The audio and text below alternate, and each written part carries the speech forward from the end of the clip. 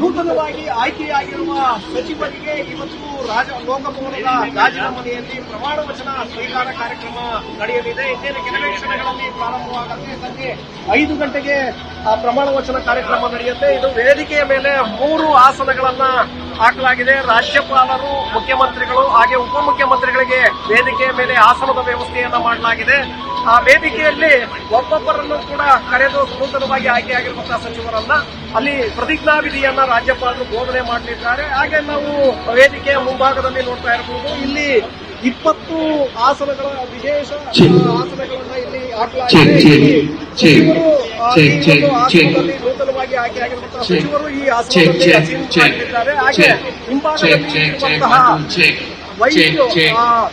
ಸೋಫಾಗ ಇದೆ. ಅಲ್ಲಿ ಸಚಿವರಾಗಿ ಆಯ್ಕೆಯಾಗಿರುವಂತವರು ಅವರ ಕುಟುಂಬಸ್ಥರಿಗೆ ಅಲ್ಲಿ ಅವಕಾಶವನ್ನು ಕಲ್ಪಿಸಲಾಗಿದೆ. ಹಾಗೆ ವೇದಿಕೆ ಹಿಂಭಾಗದಲ್ಲಿ ಕೆಲವು ಆಯ್ದ ಗಣ್ಯರು, ಶಾಸಕರು, ಎಂಎಲ್ಎಗಳಿಗೂ ಹಾಗೆ ಮುಖಂಡರಿಗೂ ಕೂಡ ಅವಕಾಶವನ್ನ ವ್ಯವಸ್ಥೆ ಮಾಡಲಾಗಿದೆ. 5 ಗಂಟೆಯಿಂದ 1 ಗಂಟೆಯ ಒಳಗೆ ಈ 20 ಸಚಿವರಿಗೆ ಅವಕಾಶವನ್ನ ಪ್ರಮಾಣ ವಚನವನ್ನ ಅಗತ್ಯವಾದಂತಹ ಎಲ್ಲ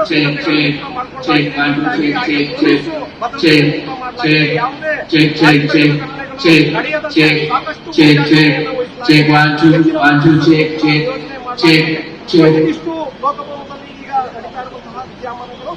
ಶಿವಕುಮಾರ್, TV5.